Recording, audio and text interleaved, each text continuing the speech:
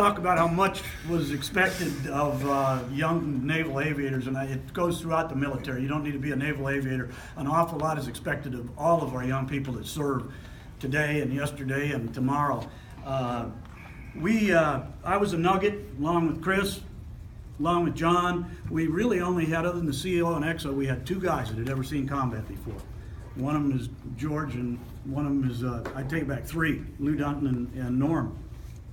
We arrived at Yankee Station on 18 May 1972. The cruise lasted from 11 April to 13 February 1973, and for those of you counting, that's 308 days we were gone from home. Oh, by the way, we were notified on a Saturday night to load aboard the ship Sunday and Monday, and we were going to parts unknown on Tuesday morning, and we did. We were supposed to go to the Med, and some people already had tickets bought to go visit their loved ones in the Med, and that didn't work out too well. We arrived on Yankee Station, started flying our combat missions on 18 May in South Vietnam. We got kind of a warm-up there for a couple of weeks before they turned us loose on the dogs. And we had tons of stories there. We were dealing with a forward air controller most of the time, and it was close air support. By this time, the U.S. troops were gone, but the South Vietnamese troops were still there, and we would check in with the forward air controller, and they'd tell us what they were looking at, and he'd eventually put a smoke down there, a Willie Pete, white phosphorus smoke, and say, okay, you got my smoke, go 20 meters to the left of that, up the river, and that's where I want your bombs to hit. The A-7 could just stick them, and we did really well. By 26 May, we'd all earned our first air medal. And in my diary, I put Fast Eddie and me, first air medal, and I said, we're getting medals for this? It was kind of mundane going in there. We were not being shot at that we could tell. There was not SAMs coming up. There were no SAMs in South Vietnam. There wasn't any heavy artillery that you could see. There was a lot of people shooting stuff from the ground. I lived to regret those words just in a couple of weeks. On 1 June, we steamed up north to the northern Yankee Station, and we started ops on North Vietnam the next day. On 6 June, we went on an Alpha strike to Haiphong, had 2 SAMs come up and just tons of AAA, and we got good hits on the target. And that was sort of typical of what I kept track of in my diary, and sometimes there were personal things that had happened. 9 June, it's ship steaming along in the Gulf of Tonkin, and way off in the distance you could see these thunderstorms just popping and cracking and lighting up the horizon. And I am the dead last airplane to launch that night, and the storm kept cooking and it kept getting closer and closer, and we were aimed right at it because the captain's got to point into the wind. And by the time I'm sitting behind the jet blast deflector next in line, it starts to rain, and it is raining so hard you can't even see people that are directing you. You can just make out wand movement. And I'm thinking, damn, what did I get myself into? And by this time, I've got maybe 550 total flight hours in my life. Put this in perspective, in order to get a job flying a twin commuter out here now, you need a minimum of 1,500 hours and 1,000 PIC hours. And I got 550.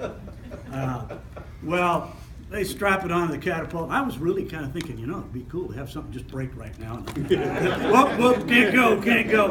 Everything worked. And I just, with regrets, I turned the lights on, which means you're ready to go at night. And boom, I get to the end of the catapult, and I look down, and the airplane's turning 40 degrees this way. And it wasn't because I'd lost an engine, because I only had one. And anyway, I started turning to the right, and I thought, geez, didn't feel like a wing drop. And there were no flags on the gyro. We had that big old gyro sitting right down there in the middle of the instrument panel. And about this time, the air boss says, off the cat, level your wings. And I said, I don't have a gyro.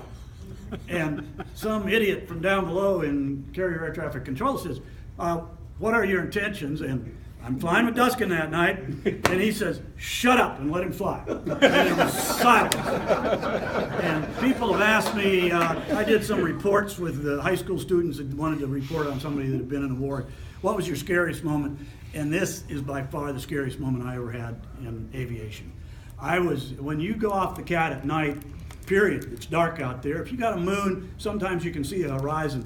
But when you're shot into a driving rainstorm with visibility about a quarter of a mile, it's like being shot into a coal mine. And then you look down at your instruments and they've quit. I eventually looked up, and my standby gyro now has me turning 20 degrees this way. That's why the air boss had said level your wings. This one's still showing 40 degrees this way, and I'm climbing at about 200 foot a minute. And I thought, well, you know, I think I'll just ride this out as long as it's climbing. And eventually, I got on the standby gyro, and somebody had told me, some old salt in the rag had said, you know, keep a piece of tape on the bottom of your knee board, and if you ever lose your main gyro, because you just live off that thing, that's all you look at when you're flying instrument, put it over there, and now you got to look somewhere else to get your information. And I eventually got that off. I'm like 200-300 feet above the water and just barely climbing, and I don't know which gyro is right, still no flags. And I got that and plastered it over the main gyro, and I'm here to talk about it. But it was 45 seconds, 60 seconds of just dead fear. I was convinced that I was going to hit the water at any second. And being shot at is not like that, because when you see it go by, it's done. It's done. You just dodged that one. But I didn't know whether I was going to dodge this or not. Okay, just a few days later, on 14 June, Ed Lyons, my roommate, reported that he'd lost comm of Falcon 305, who was John Davis. He was another guy that had flown about 6 combat missions and joined us just before the cruise. And nobody thought it would be him. He was, you know, lieutenant commander and experienced and all that. And he had hit the ground or the water somewhere in North Vietnam. Ed never saw it.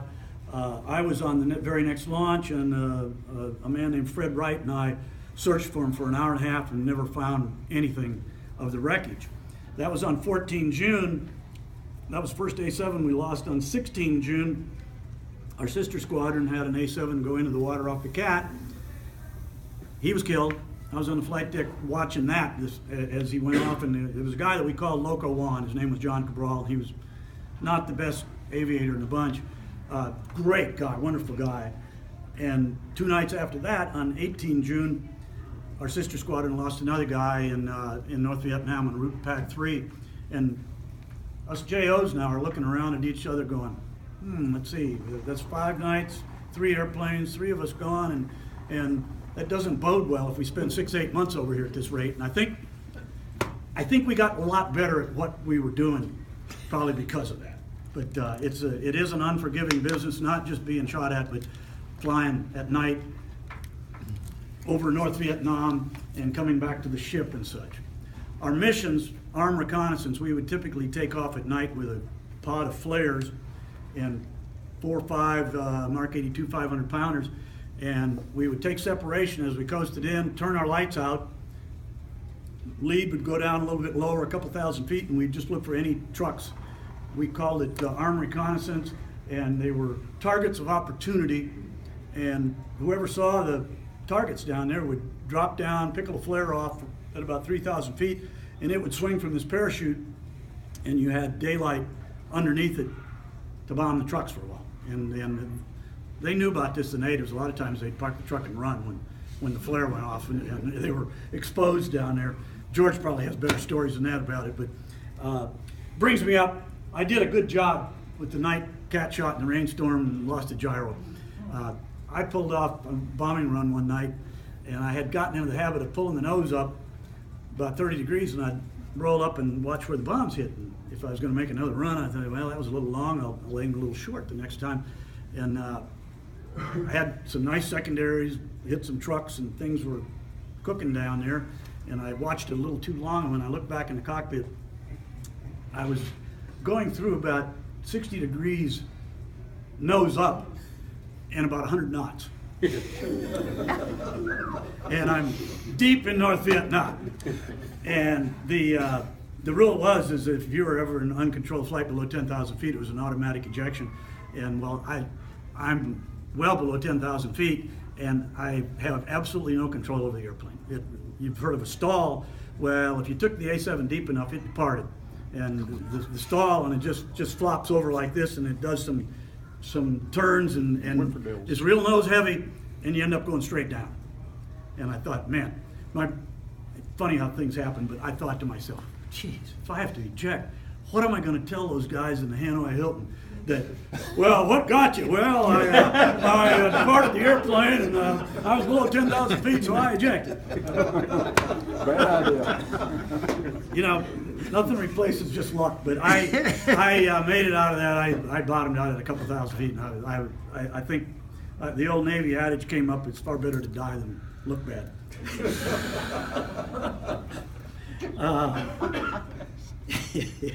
We went after that first line period, and this all went down in the first line period. We were out for like 40 days, and we pull into port in QB, and we're going to have like 5-6 days. We're there 2 or 3 days, and the ship leaves port because the typhoon's coming in, and they got to ride it out at sea. So the Navy's just one good deal after another.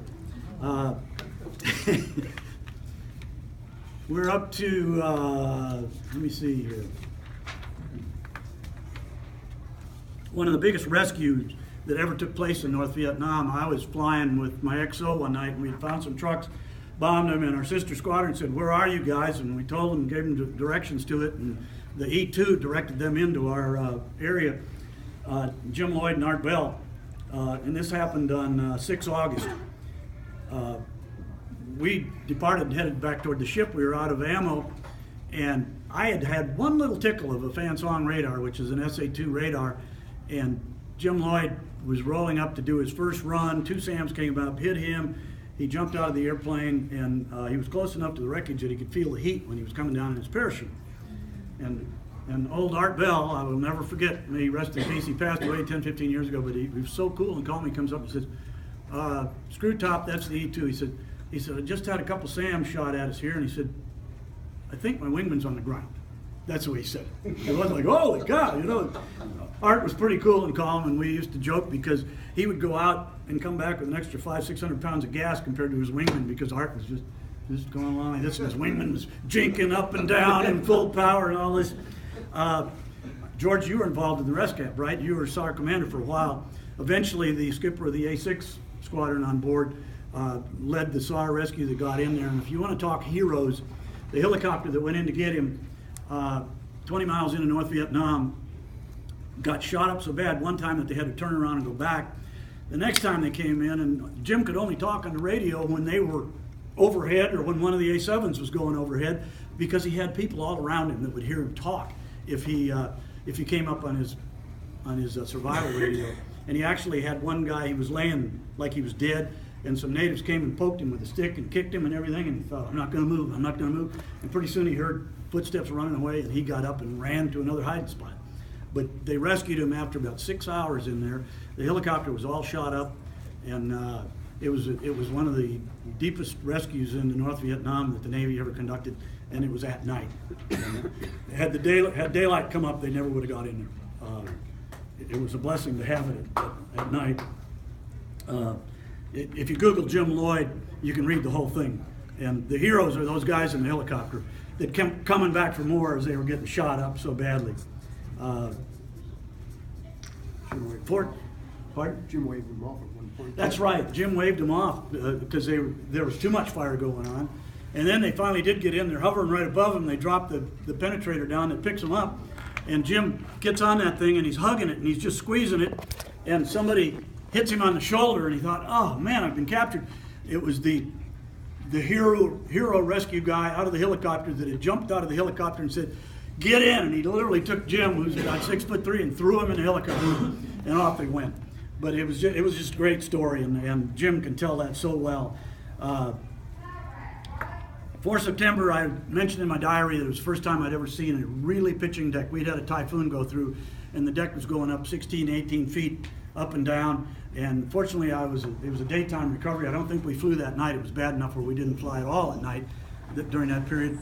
But it just makes the aircraft carrier a little bit more challenging when you have something like that to put up with.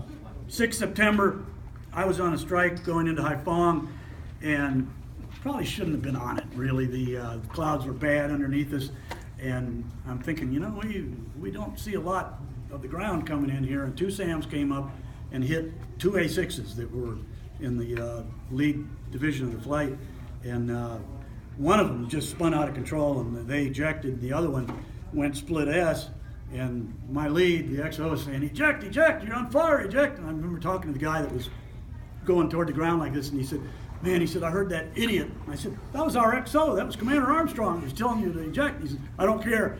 I'm not going to eject if this thing is still flying. And he managed to nurse the thing to Da Nang. And the airplane never came. It had a lot of battle damage, never made it back to the ship. The other guy, Don Linland, was killed and never seen again. Roger Loiseth was a POW for about 8 months and came back. Had an exciting trip to Hanoi, going the north route, and I think we've got some things in here about Kep Airfield, and we are going 190 miles in North Vietnam to get to this target. 95 in, 95 out, and boy, my eyes are on a swivel, and I'm jinking, and I'm turning, and I'm looking everywhere, and they said, bandits, bandits, bandits, over Kep. And as I'm doing my jinking and everything and trying to keep everything in sight and looking for any kind of SAMs coming up, I looked down and there's Kep right there. I thought, oh man, this is really, really bad. We took about 6 SAMs that day. None of them hit anybody. And we always bragged about how good the A7 was at bombing. The A6 is almost as good. F4 is terrible. Navy F4 pilots, they could care less about dropping a bomb. All they wanted to do was talk about dogfighting, you know.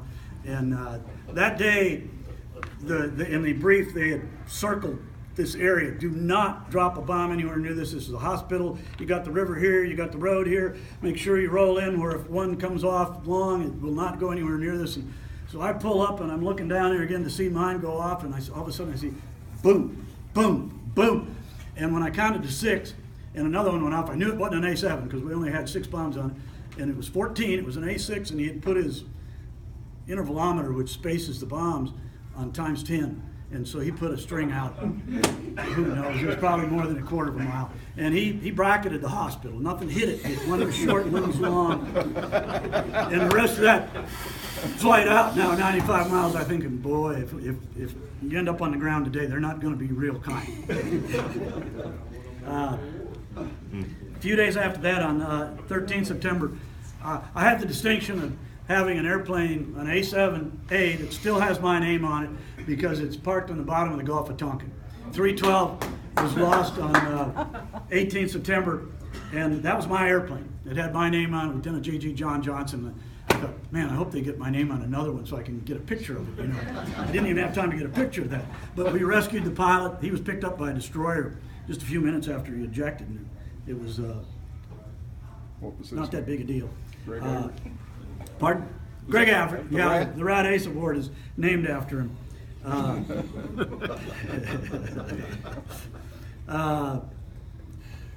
10 November, Falcon 300, the guy that I did the SAR for John Davis, first A7 that we lost with, he was a CAG ops officer, but he flew with us all the time, and he was shot down. It was 2 days after he'd flown his 300 division, and really a good quality pilot and great naval officer. And I had briefed with him that morning as a spare. I didn't launch with him, but he was shot down, I believe, in Route Pac 2 in North Vietnam. November, Flying Ace 501 was an A6. We had had a stand down all day long just to have a day off. And we had a flight deck picnic, and maintenance was working on airplanes and had them all tore apart. And that night they said, hey, lucrative targets all over North Vietnam. We got to get in there and we got to launch you guys. We weren't supposed to launch, but we started at midnight. And I believe that A6 was in one of the first launches. It was the skipper of the A6 squadron, Charlie Ernest, and the TV camera popped out right in his lap. And he couldn't move the stick because of it. And the airplane went up and did, I think after the first roll, his BN ejected, and Charlie went in with it. And he had flown 300 missions also. Just a fantastic naval officer. I can't say enough about what a good guy he was. That was Flying Ace 501. November 30th, my brother Barry was serving in Korat, flying A7Ds, and we thought this was pretty cool for both of us to be over there at the same time, flying the same airplane, and our parents, not so much. But he came out to the ship, he helicoptered out there, and he just told a story last night that I'd never heard before about how much beer the helicopter pilots drank before they took off. He spent 2 nights with us, and one night we had a pitching deck, and he went back to the LSO platform, and his eyes were just going like this at the end of the night after watching plane after plane come in and couldn't land, bolted, was waved off, and this and that. And then the next day, he actually manned up a tanker A6 on a big Alpha strike that we were launching, and the airplane was canceled at the last minute. They said, we don't need the fuel, cancel it. And I can't help but think that he was a little relieved. He had watched this mayhem that goes on in the flight deck, and he didn't launch. But it was a great memory to have him come out there, and actually the Air Force Times and the Navy Times did a story on us because we were flying the same airplane at the same time. They thought it was cool too. My parents, not so much. They didn't know. Yeah, I didn't tell them a whole lot of stuff. 17 December, we hear rumors that we are going to send B-52s to Hanoi very soon. And we're thinking, holy smokes, what's going on? Nixon was president, and they wanted to bring this thing to an end. The North Vietnamese have been at the peace table and this and that, and they'd always promised this, and then they wouldn't come through with it. And we found out that we were going to be providing support for them. We were going to be flying Alpha strikes in the daytime. We were going to be flying Iron Hand for them at night. The first night, Air Force lost three B-52s, one F-111, one F-4. On 20 December, they lost 4 more B-52s, maybe 5 is what I wrote down, and one F-4. And the U.S. Navy also lost an A-6. It was colorful. When we would get airborne off the ship in the Gulf of Tonkin, there would be so much fireworks going on, and there were people floating in rafts and parachutes coming down all over the Gulf of Tonkin. They didn't pay a lot of attention to us because an A-7 is a lot harder to hit than a B-52 is. And they were just saving their ammo for that big, slow target that wasn't going to move on them very much. 21 December, I wrote down that we flew an Alpha strike to Than Hoa, and I'd never seen 100 millimeter before. And AAA is kind of painless. You don't hear it, you kind of see it, but by the time you see it, it's missed you. And it's just kind of just puffy. But the 100 millimeter is a big red ball with black smoke that just hangs there after a while. And I thought, dang, they're aiming at me.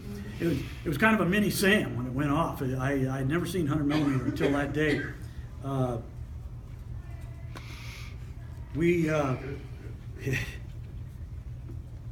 December 21st,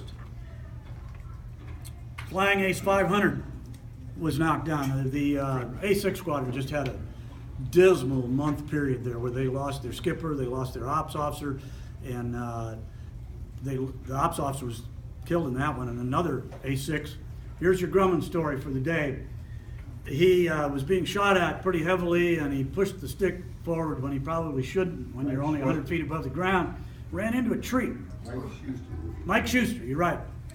Hit a tree about this thick. We could tell because there was a stump this long jammed into the leading edge of the wing that broke off above and below it. The old Grumman A6. I busted a piece off, and I've got it in a scrapbook. It's my only souvenir from North Vietnam. And they parked that airplane in the hangar bay for the rest of the cruise, and the whole hangar bay smelled like a Christmas tree. And down the intake, it was all green. He hit a lot of other trees, but he just didn't take the stump out. I guess you want to be Air Force and be great. Yeah.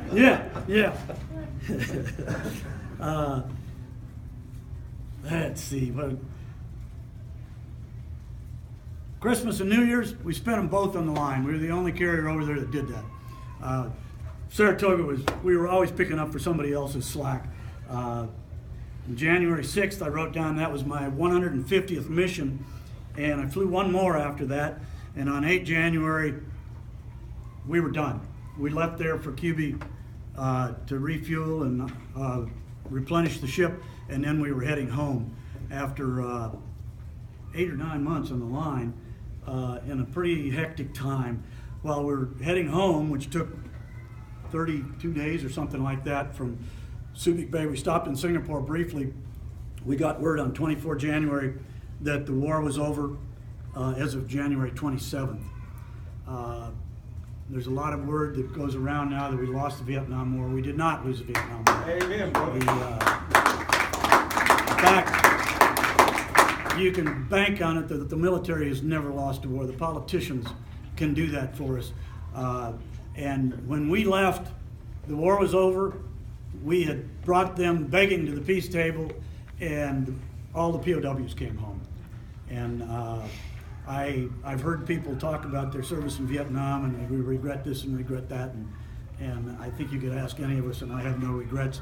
And I was proud to serve with such warriors, and it was something I wouldn't trade a minute of. It was an experience, and I'm glad I kept a diary. Me too. Got 12 pages in my computer for it. But thanks for putting up with my little story. Appreciate it.